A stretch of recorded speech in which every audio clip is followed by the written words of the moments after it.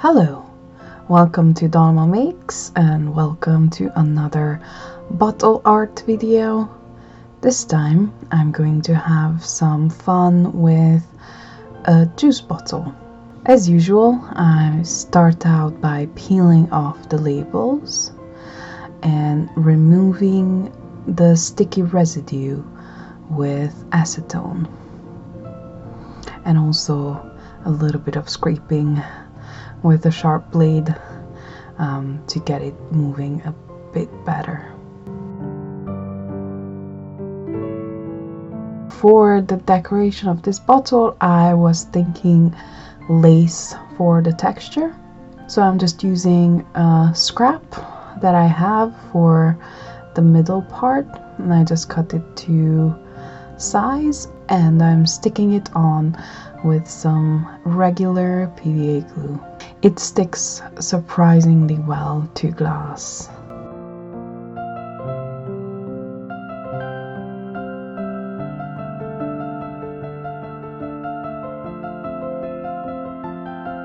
I wanted to add a little bit more to the neck of the bottle, so I'm using a thinner lace ribbon, and I'm just adding two bands of it, one lower on the neck and one higher up.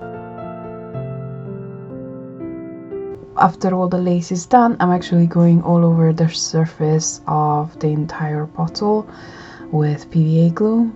This primes the bottle to be more receptive to paint after it dries. For the top, I'm going to be using this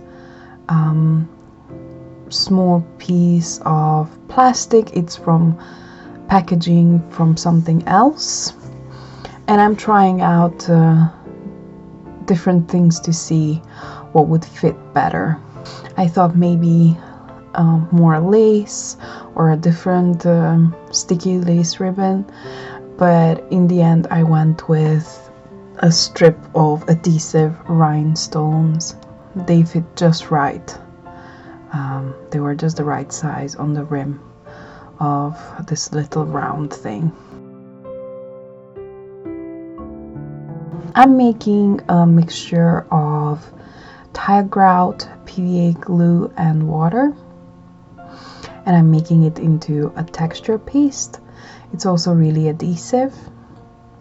I have these two molded pieces that I recovered from something else I actually quite liked, and one of them is the mold of a mask and the other one is just a decorative piece, but they are the perfect shape to go on the curve of this bottle. So the main reason I wanted to make this bottle art piece is because I had these glass cabochons left over from a different project.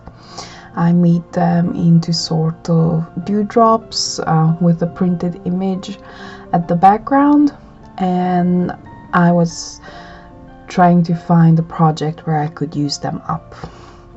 And that's what I'm doing here. I'm using that sticky texture paste and I'm pressing these dewdrops into different parts of the bottle as decorative items, and I put one on the cap as well.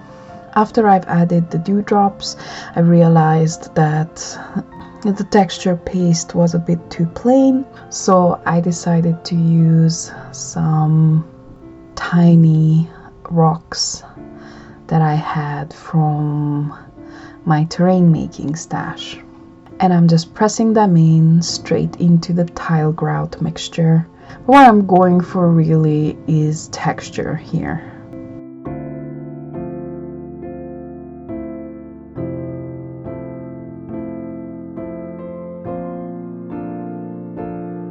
And with that, I left it to dry overnight. When it is fully dry, I'm just basing the whole thing with a nice chocolate brown paint. And I'm trying my best to get into all those nooks and crannies between the tiny rocks. and to like cover everything as best as I can, sort of going around the dewdrops. Unfortunately, the images that were behind the dewdrops started disappearing. I have a feeling that the ink that the images were printed with might have reacted with something in the tile grout at the chemical level, and yeah, they just faded away, unfortunately. But I was still left with this interesting glass domes, so you know, it's not a waste after all. When the brown paint has fully dried, I'm going in with a red and a yellow paint, and I'm just mixing shades of orange right onto the bottle as I paint it. As usual, I prefer to have a color variation.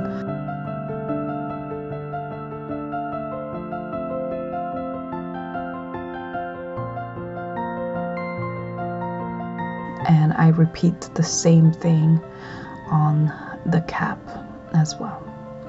When that has fully dried, I'm adding a brown wash.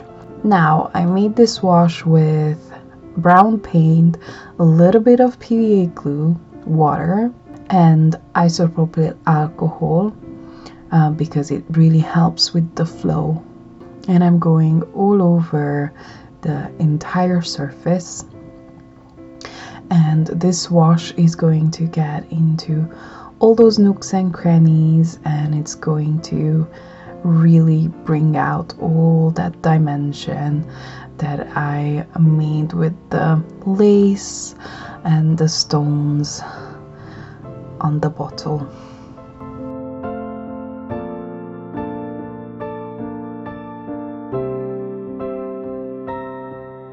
When that has fully dried, now we're having a lot more dimension already. So I'm going in with this bright yellow paint, and I'm sort of dry brushing on with my finger to bring out those textures even more. So during the painting, I wasn't very careful, and I actually painted over the glass domes here and there. So I'm just going in with some tools and scraping off the acrylic paint. This came off quite easily from the very smooth, shiny glass. Once that step is done, I'm using this paint. This paint has very little pigment in it, but it has some sparkly glitter. Actually, the glitter that's in it is sort of blue. And as I'm turning that bottle, you can see there's a subtle little sparkle that it added. I'm going back in with a little bit more of that yellow to highlight some of the textures that were lost in the process. And to finish it off, I'm using some gold paint. And this time I'm going over the glass domes especially.